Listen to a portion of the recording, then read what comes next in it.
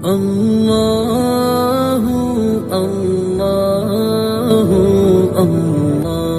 الحمد للہ الذی ذی العزت والعلا والصلاة والسلام علی سید الانبیاء شمس الضحیٰ بدر الدجا نور الہدی منبع الجود والعطا۔ اما بعد، اعوذ باللہ من الشیطان الرجیم، بسم اللہ الرحمن الرحیم۔ قل للمؤمنین یغضوا من ابصارہم، صدق اللہ العظیم وصدق رسولہ النبی الکریم، ونحن علی ذلک لمن الشاہدین والشاکرین والحمد للہ رب العالمین۔ ان اللہ وملائکتہ یصلون علی النبی یا ایہا الذین آمنوا صلوا علیہ وسلموا تسلیما۔ الصلاۃ والسلام علیک یا سیدی یا رسول اللہ وعلی آلک واصحابک یا سیدی یا حبیب اللہ۔ تمام تعریفیں، حمد و ثنا اللہ تبارک و تعالی کے لیے۔ درود و سلام نبی اکرم نور مجسم شفیع معظم آقا کل ختم رسول دانائے سبل احمد مجتبیٰ جناب حضرت محمد مصطفیٰ صلی اللہ تعالی علیہ وسلم کی ذات والا صفات کے لیے حمد و صلات کے بعد، اسلام فطرت کے عین مطابق دین ہے۔ نبی پاک صلی اللہ تعالی علیہ وسلم نے فرمایا ہے کہ میں اخلاق عالیہ کی تکمیل کرنے کے لیے دنیا میں آیا۔ جتنے اخلاق ہو سکتے تھے، جتنی خوبصورتیاں ہو سکتی تھیں، جتنی اللہ کو محبوب تھیں، وہ ساری میرے نبی کریم نے بیان فرمائی، ساری رسول کریم صلی اللہ تعالی علیہ وسلم نے بیان کر دی ہیں، جتنی خوبصورتیاں ہو سکتی تھیں۔ کچھ لوگ ایسے ہوتے ہیں جو بیچارے بائی نیچر ہی کچھ پریشانیوں کا شکار ہوتے ہیں، اور قرآن مجید نے جو ارشاد فرمایا نا کہ کچھ لوگ نفس کی خواہش کو اپنا خدا بنا لیتے ہیں، تو وہ بلا وجہ بھی بہت ساری باتیں کرتے ہیں جن کا کوئی وجود نہیں ہوتا۔ عورت کو حقوق دلانے کے لیے بہت سارے لوگ بہت ساری غلط باتیں کرتے ہیں۔ جو لوگ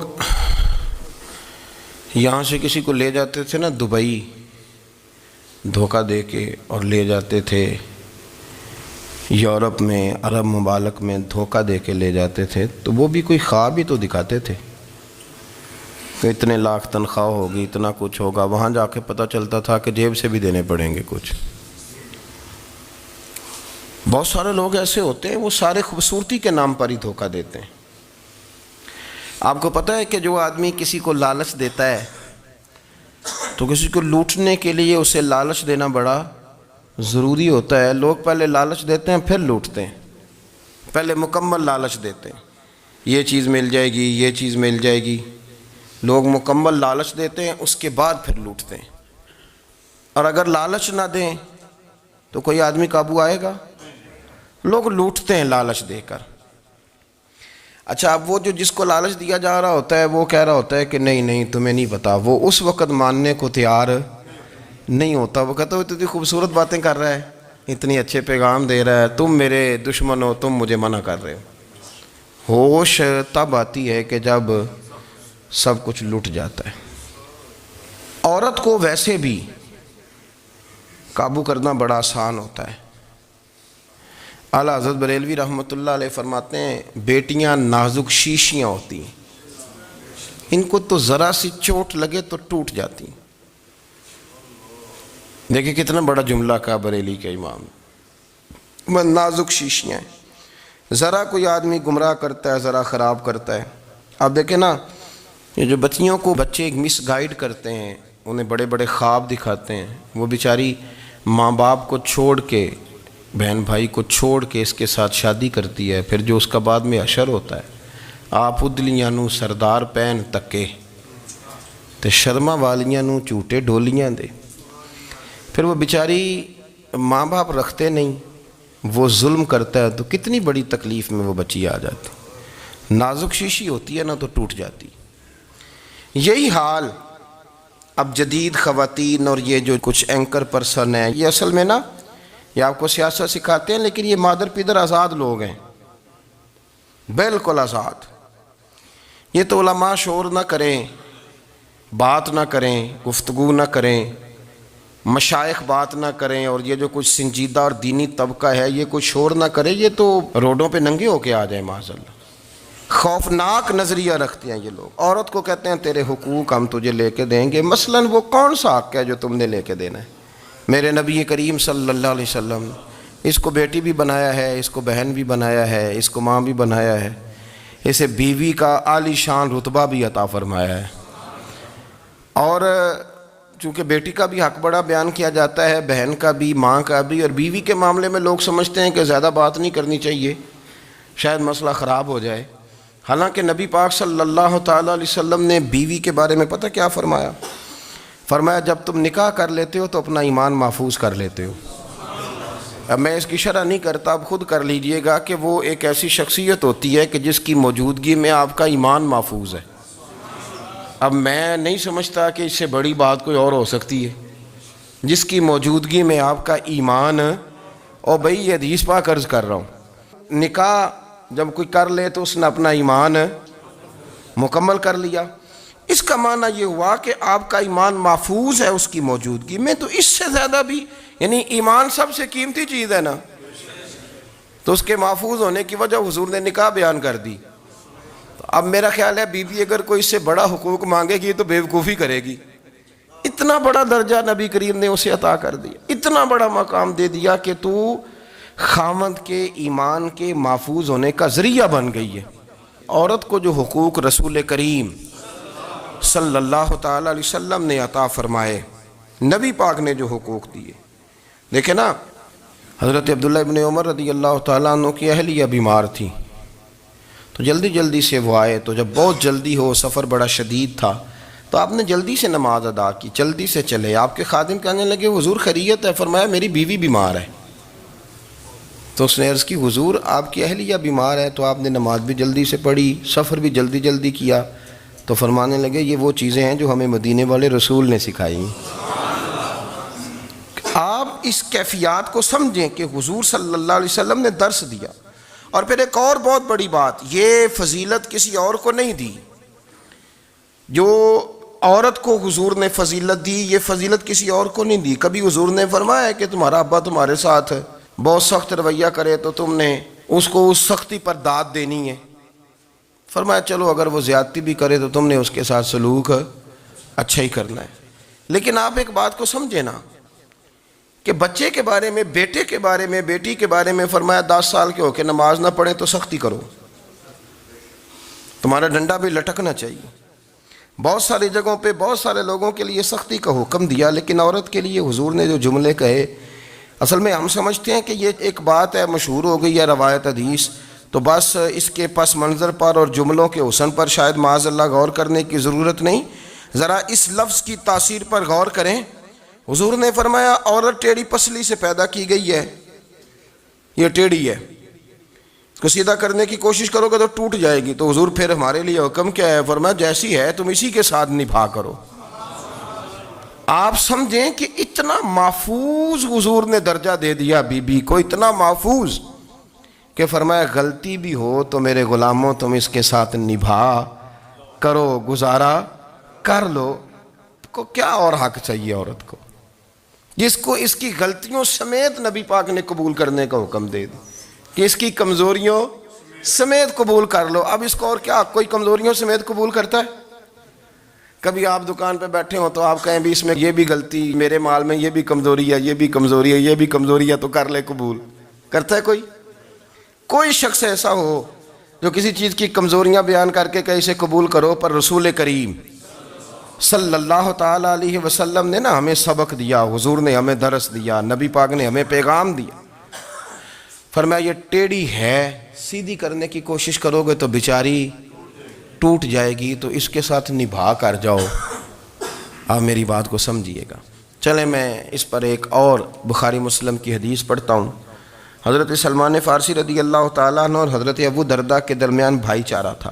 مکے سے مدینے جب لوگ آئے تو حضور نے بھائی بھائی بنایا تھا، ان کے درمیان بھائی چارہ تھا، تو ابھی پردے کی آیات نازل نہیں ہوئی تھیں تو لوگ ایک دوسرے کی طرف جاتے تھے۔ حضرت سلمان فارسی رضی اللہ تعالیٰ عنہ حضرت ابو درداء رضی اللہ تعالیٰ عنہ کے گھر میں تشریف لے گئے تو دیکھا کہ ان کی بیوی بڑی غمگین بیٹھی ہیں۔ تو ہم نے فرمایا بہن کیا ہوا؟ تو کہنے لگی تمہارے بھائی کو دلچسپی کوئی نہیں رہی، ہر روز روزہ رکھ لیتا ہے اور ساری رات نفل پڑھتا ہے۔ حضرت سلمان فارسی کہنے لگے ٹھیک ہے کر لیتے ہیں بندوبست۔ نماز دین ہے کہ نہیں؟ دین ہے نا یہ چیزیں۔ لیکن حضرت سلمان فارسی جناب ابو درداء سے کہنے لگے آج میں نے تیرے گھر میں رہنا رات کو، کیونکہ وہ تو ساری رات نماز پڑھتے تھے، نفل پڑھتے تھے۔ انہوں نے کہا ٹھیک ہے، ایک بستر لا کے بچھا دیا حضرت سلمان فارسی کے لیے۔ سلمان فارسی فرمانے لگے دوسرا بھی لا۔ کہا وہ کیا کرنا ہے؟ فرمانے لگے تو نے بھی سونا ہے، میں نے بھی سونا ہے، تو نے بھی سونا ہے، عشاء پڑھیں گے اور پھر دونوں سوئیں گے۔ کہا میں نے تو نماز پڑھنی ہے۔ فرمایا تہجد کے وقت اٹھ کے پڑھیں گے، اللہ کے رسول بھی رات آخری حصے میں جا کے نماز پڑھتے ہیں۔ ادھر ساتھ سلا لیا، وہ تھوڑی کو دیر سوئے، اب عادت تھی ساری رات اٹھنے کی، ذرا اٹھنے لگے بستر سے تو حضرت سلمان فارسی فرمایا چپ کر کے سو جا، وہ بڑی رات پڑی ہوئی، چپ کر کے سو جا۔ وہ لیٹ گئے، پھر اٹھنے لگے تو فرمایا سو جا چپ کر کے، بڑا ٹائم ہے۔ سحری کے وقت اٹھے، نفل پڑھے، ان کا ارادہ تھا روزہ رکھنے کا، تو فرمانے لگے کل رکھا تھا نا نفلی روزہ؟ جی رکھا تھا۔ پرسوں بھی رکھا تھا، ترسوں بھی رکھا تھا۔ فرمایا آج نہیں رکھنا، آج میں تیرا مہمان ہوں، سارا دن کٹھے مل کے روٹیاں کھائیں گے، آج نہیں روزہ رکھنا، سلا دیا۔ اب حضرت ابو درداء رضی اللہ تعالیٰ عنہ کہہ تو کچھ نہ سکے، پر کہنے لگے سلمان تم پتہ تم کیا کر رہے ہو؟ نہ تم نے مجھے رات اٹھ کے زیادہ نفل پڑھنے دیے، سویرے روزہ نہیں رکھنے دیا۔ تو حضرت سلمان فارسی کہنے لگے کوئی لمبی بات تو نہیں نا، چلتے ہیں نا ابھی فجر میں مسجد نبی میں، تو نبی پاک کو بتاتے ہیں سرکار دو عالم علیہ السلام کی خدمت میں، تو اپنی بات کرنا میں اپنی کروں گا، حضور نتیجے کا اعلان فرما دیں گے، بات طے ہو جائے گی۔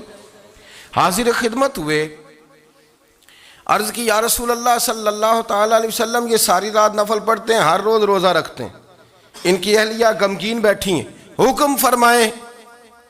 تو نبی پاک صلی اللہ علیہ وسلم نے فرمایا پھر ہوا کیا؟ یا رسول اللہ میں نے رات سلایا ہے، سحری میں اٹھایا ہے، سویرے روزہ نہیں رکھنے دیا۔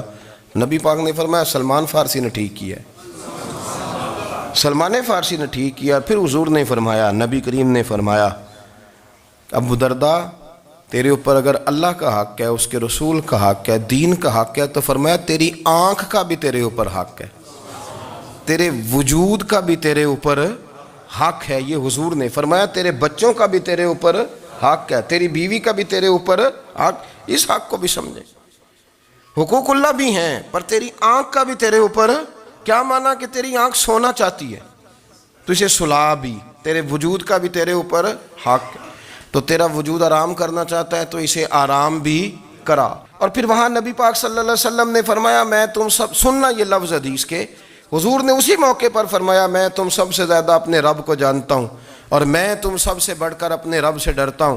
حضور فرمانے لگے میں روزہ بھی رکھتا ہوں، افطار بھی کرتا ہوں، یعنی کبھی رکھتا ہوں اور کبھی نہیں رکھتا۔ فرمایا میں نفل بھی پڑھتا ہوں اور اپنی بیویوں کو وقت بھی دیتا ہوں۔ سرکار مسجد میں بھی آتے تھے، نواسوں کے ساتھ کھیلا بھی کرتے تھے، ان کے ساتھ پیار بھی کرتے تھے۔ تو اتنے بڑے حقوق حضور نے بیان فرمائے عورتوں کے کہ تمہاری بیوی کا بھی تمہارے اوپر۔ لو ایک حدیث بخاری کی اور یہاں بیان کر دیتا ہوں۔ ایک شخص نے آ کے عرض کی یا رسول اللہ صلی اللہ تعالیٰ علیہ وسلم جہاد کے لیے تیاری ہو گئی ہے، صفیں بن رہی ہیں، مجاہدین کی تیاری ہے، تو میرا بھی نام لکھ دیا گیا ہے مجاہدوں کی لسٹ میں، لیکن یا رسول اللہ صلی اللہ تعالیٰ علیہ وسلم میری بیوی نے حج کی تیاری کر لی ہے اور میرے دوستوں نے، صحابہ نے میرا نام مجاہدین کی لسٹ میں لکھ دیا، تو میرے لیے کیا حکم ہے؟ یہ بخاری مسلم ہے۔ تو نبی پاک صلی اللہ تعالیٰ علیہ وسلم نے فرمایا جہاد پہ کوئی اور چلا جائے گا تو بیوی کے ساتھ حج کرنے جا، اسے محرم کی ضرورت ہے، وہ تیرے بغیر کیسے جائے گی؟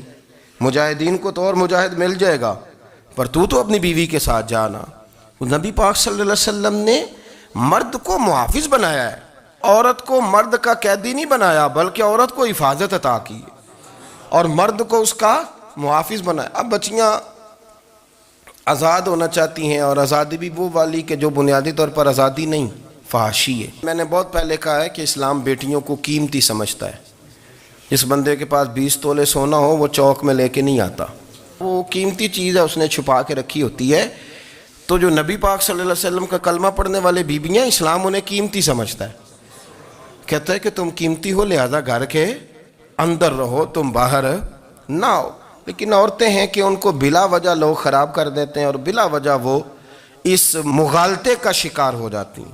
اب آگے بڑھتے ہیں۔ قرآن مجید نے سورہ نور کی آیت نمبر 30 میں کہا کہ کل للمؤمنین یغضوا من ابصارہم، فرمایا کہ اے محبوب علیہ السلام مومن مردوں سے کہہ دو کہ اپنی نظریں جھکا کے رکھیں، اپنی نظریں۔ اور اگلی آیت میں فرمایا وَقُلْ لِلْمُؤْمِنَاتِ يَغْضُضْنَ مِنْ أَبْصَارِهِنَّ، فرمایا کہ اے محبوب مومن عورتوں سے بھی کہہ دو کہ اپنی نظریں جھکا۔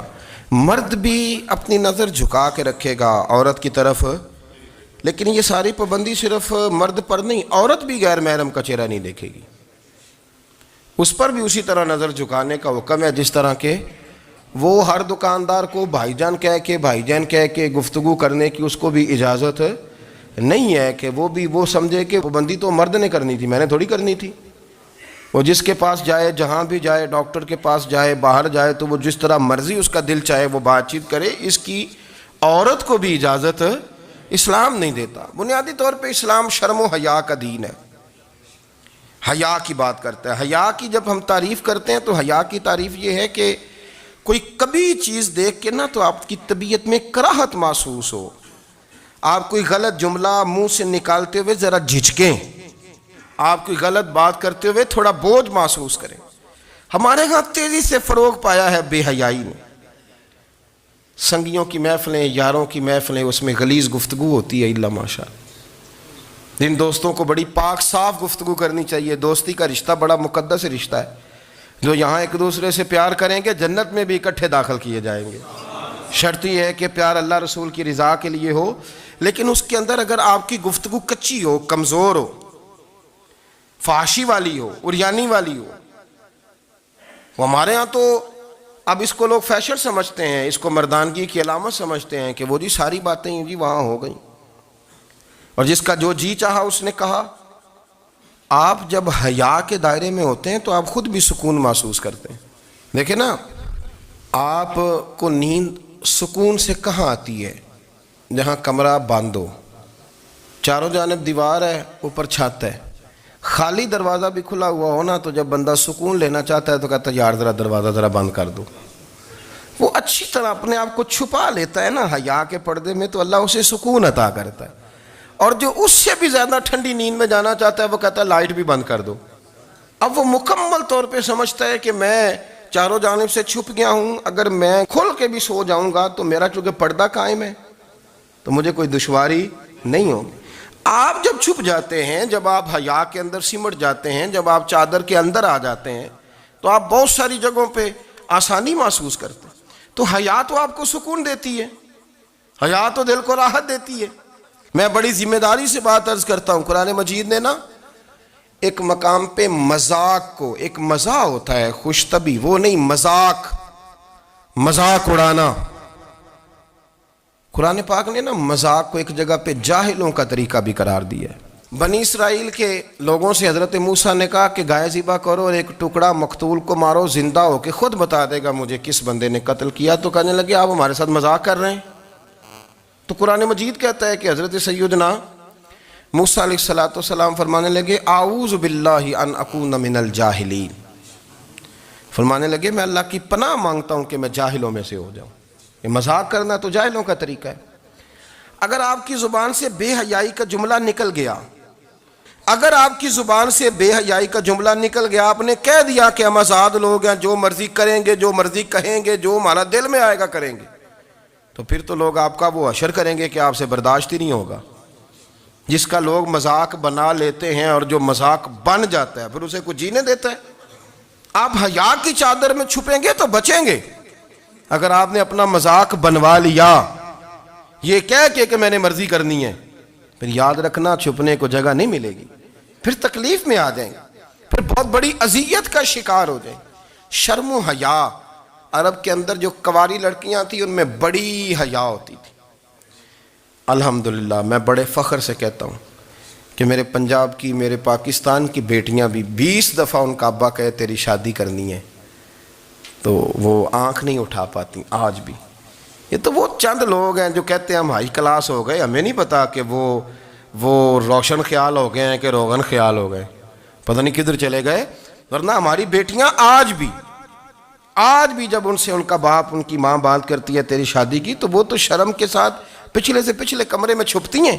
یہ اللہ نے فضل کیا ہوا ہے اس ملت پر. تو عرب کی لڑکی بڑی حیا والی ہوتی تھی، اس سے کوئی بات کرنی پڑتی تھی تو 20 دفعہ بات کی جاتی، پھر بھی وہ عورت چھپتی پھرتی تھی. حضرت عائشہ صدیقہ رضی اللہ تعالیٰ عنہ فرمانے لگیں میرے نبی پاک صلی اللہ علیہ وسلم عرب کی کنواری لڑکیوں سے بھی زیادہ حیا کرنے والے. قاضی اعجاز مالکی نے، شیخ عبدالحق محدث دہلوی نے، دیگر بزرگ جو سیرت نگار گزرے انہوں نے لکھا ہے کہ نبی پاک صلی اللہ علیہ وسلم کے اندر 100 مردوں سے زیادہ طاقت تھی. 100 مردوں سے زیادہ طاقت. اب جو بات کہنے لگا ہوں، جو نتیجہ دینے لگا ہوں، اس پر خاص توجہ آپ فرمائیں گے. ذرا فکری طور پر، نظریاتی طور پر ایک چیز کو سمجھیے. ہم سمجھتے ہیں کہ جوان لڑکا ہے جی جو مرضی کرے، عمر ہے جی. آپ ذرا بات پر غور کیجئے گا کہ حضور صلی اللہ علیہ وسلم میں طاقت 100 مردوں سے زیادہ ہے اور حیا کنواری لڑکیوں سے بھی زیادہ ہے.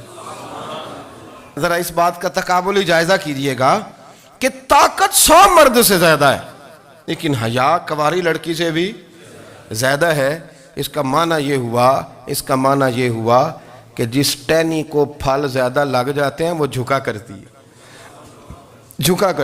تو حیا تو حسن ہے، حیا تو آپ کو پاک صاف کرے گا، حیا تو آپ کو نرالا کرے گا، انوکھا کرے گا. وہ ہمارے ایک دانشور ہے، تو مضمون لکھا، کئی باتیں بڑی پسند آتی ہیں.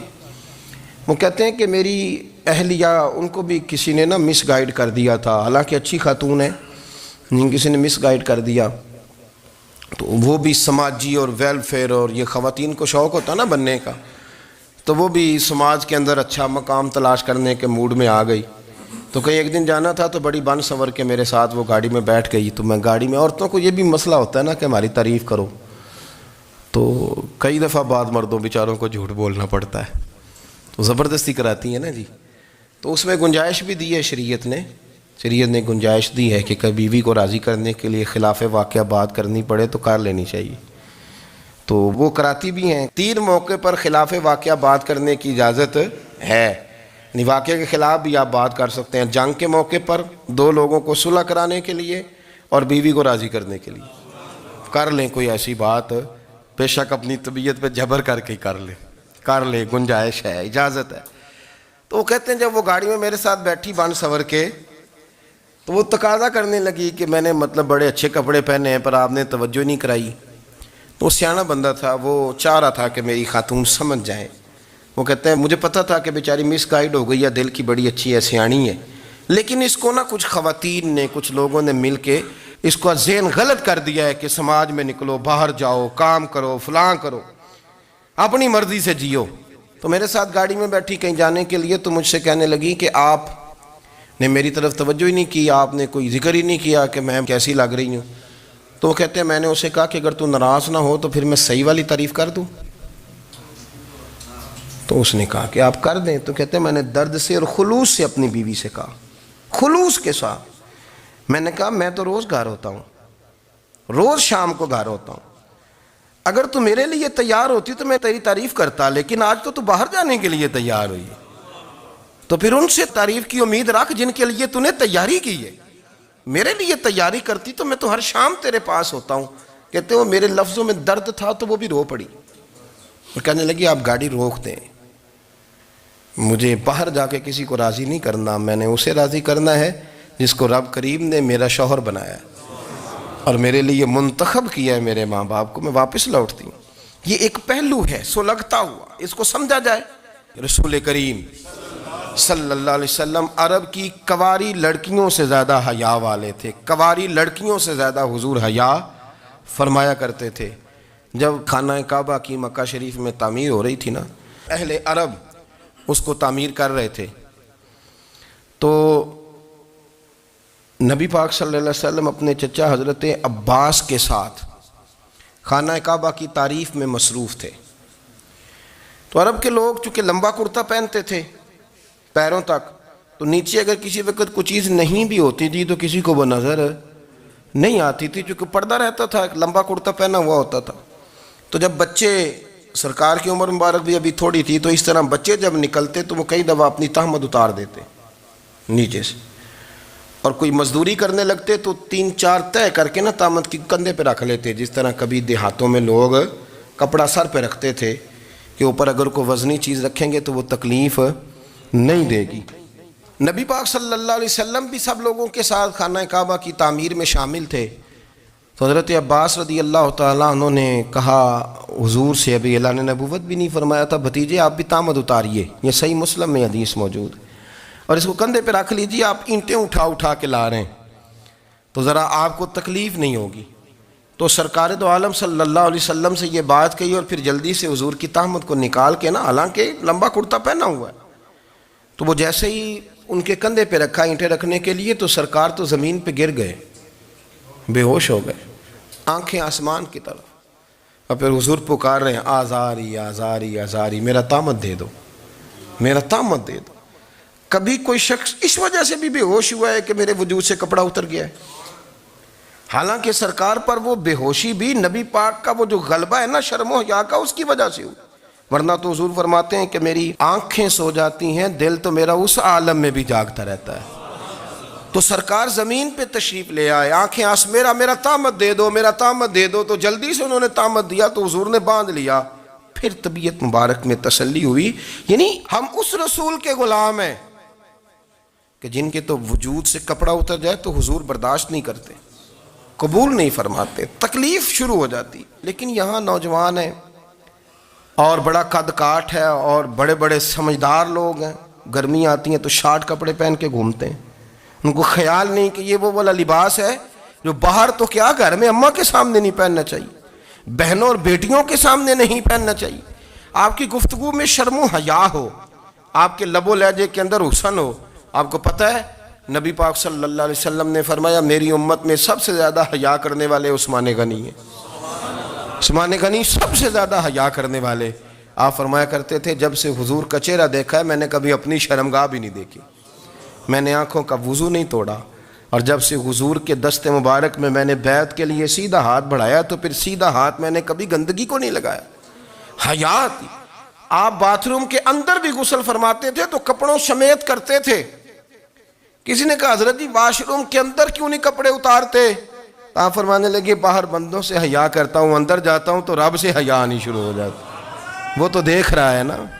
تو میں جو بات آپ کی خدمت میں عرض کرنا چاہتا ہوں اس کو آپ سمجھیے گا میرے عزیز، کہ شرم والا مزاج، گفتگو بھی شرم والی، آنکھیں بھی شرم والی، لباس بھی شرم والا، دوستی یاری بھی شرم والی، بہت ساری ایسی باتیں. دیکھیں نا آپ ذرا، میں نے کہا کہ باتوں کو سن کے گزر نہ جایا کریں، اس کی گہرائی پر غور کریں.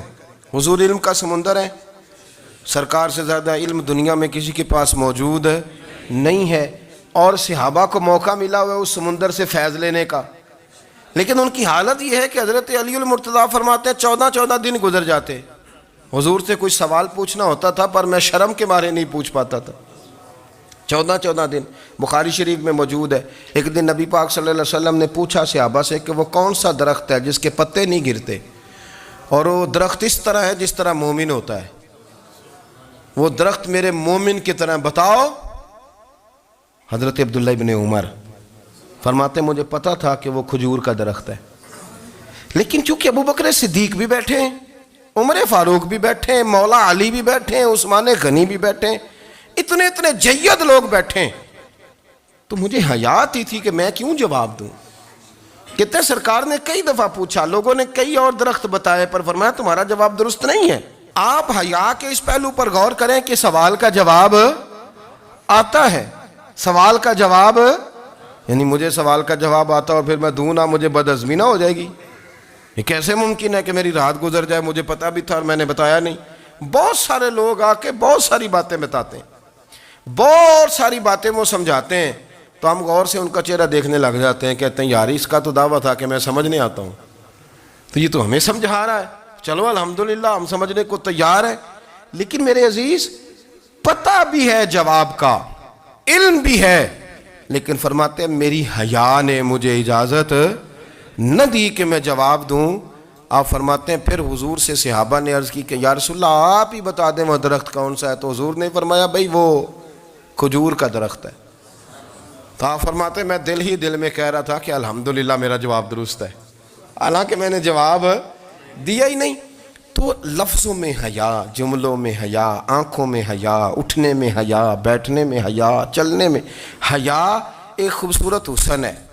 اور نبی پاک صلی اللہ علیہ وسلم نے فرمایا جب تو بے حیا ہو جائے نا پھر تو آزاد ہے، پھر تو جو مرضی کا، پھر تو جو۔ اس لیے بزرگ جب کسی کو بے حیا کہتے تھے نا، اللہ اکبر، اور جب کسی کو کہتے تھے نا یہ بے حیا ہے تو لوگ سمجھتے تھے کہ ہلکی سی بات کر دی ہے، لیکن ان کا معنی یہ ہوتا تھا کہ بس بھئی اب اس کے ساتھ کوئی کلام کرنے کی ضرورت ہے، اس کو اب اصلاح کی ضرورت نہیں، یہ بے حیا ہے۔ کیا معنی؟ کہ اب یہ جو اس کے دل میں آئے گا وہ کرے گا، جو اس کی طبیعت چاہے گی وہ کرے گا، اب یہ کسی پہلو بھی قابو آنے کو تیار، بے حیا ہو گیا۔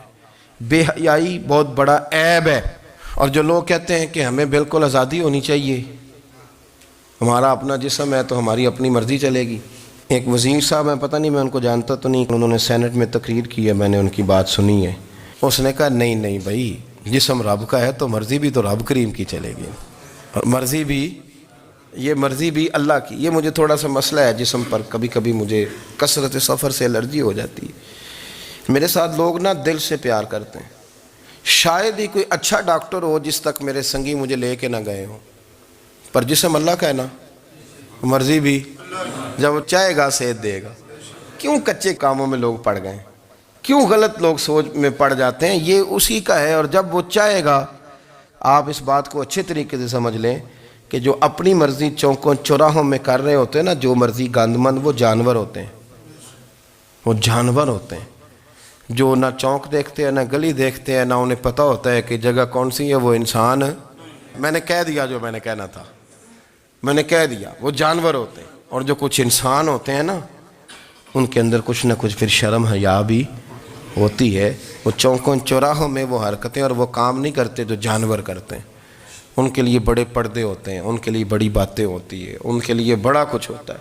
جو بالکل آزاد ہو جائے، کوئی پتہ نہ ہو کس وقت کیا کہنا ہے کیا کرنا ہے، تو پھر وہ دائرہ انسانیت سے خارج ہو جاتا ہے۔ ہم آپ کو کیا دعوت دیں؟ آپ تو وہ باتیں کر رہے ہیں جو اسلام کا انسانیت کے حق میں بھی ٹھیک نہیں، آپ تو وہ والی باتیں کر رہے ہیں جن کا انسانیت بھی تقاضا نہیں کرتی کہ یہ باتیں ہونی چاہیے۔ لیکن ایک بات، میں تو جذباتی نہیں ہوتا، میں بڑے غور سے چیزوں کو دیکھتا ہوں، سنتا ہوں، اور نہ میں ان موسمی مینڈکوں کی۔ وہ مجھے عاتق صاحب کہنے لگے جی بڑے بڑے مولوی ایک بندے کے ساتھ بیٹھے ہوئے ہوتے تھے اور وہ روزے میں بڑے بڑے درس دیتا تھا، تو وہ بھی فلانی حرکتیں کر رہا ہے۔ تو میں نے کہا ہم نے تو پرانا کہا تھا کہ موسمی مینڈک ہے، تو پرانے کہہ رہے ہیں کہ اداکار ہے، تو وہ جہاں کاسٹ کریں گے وہاں وہ اداکاری کرے گا۔ آپ کسی مذہبی جگہ کر لیں تو وہاں کر لے گا، کہیں اور جگہ کریں گے تو ہم تو پرانا کہہ رہے ہیں۔ تو کسی کو کبھی سمجھ آتی ہے تو کسی کو کبھی اور جگہ جا کے سمجھ آتی ہے۔ ہم ان لوگوں سے پریشان نہیں ہوتے، کیوں؟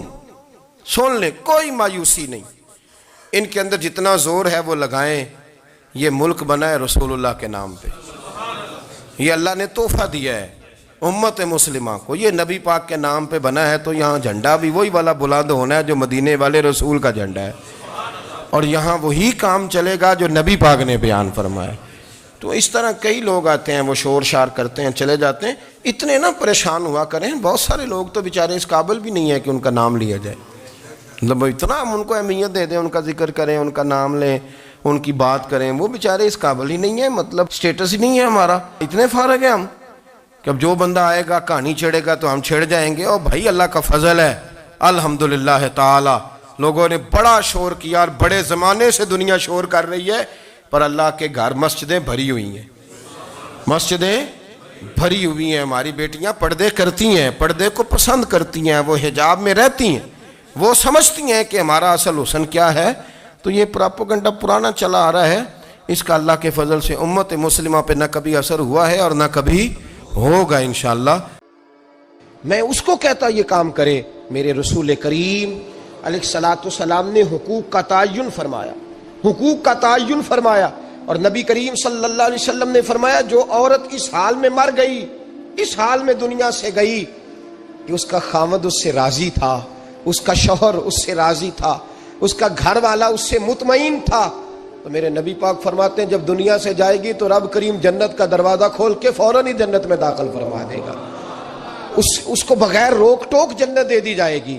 شرط یہ ہے کہ وہ جب دنیا سے جائے تو اس حال میں جائے کہ اس کا خامد اس سے شکوے نہ کرتی پھرے, شکایتیں نہ کرتی پھرے, شکایتیں نہ کرے.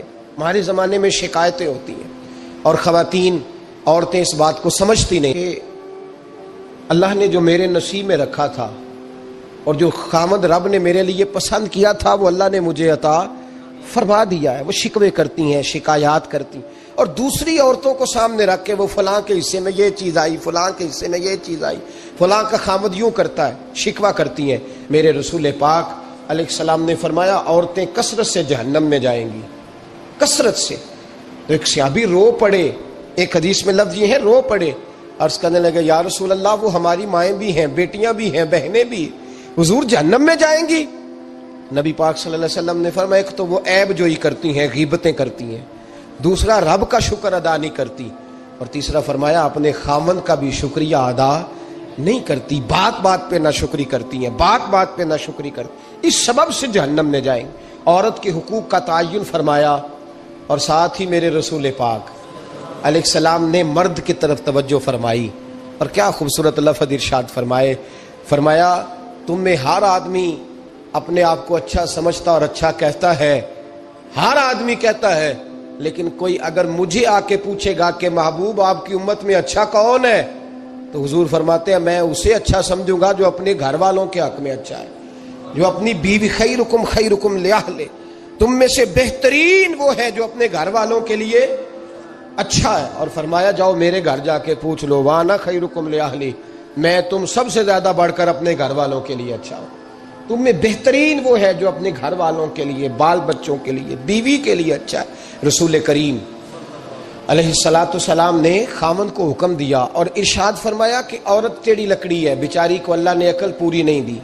ایک بچہ چھوٹا ہوتا ہے, ہمیں پتہ ہوتا ہے کہ اس کا شعور پورا نہیں, اگر کوئی غلطی کرے تو کیا اسے نکال دیا جاتا ہے گھر سے؟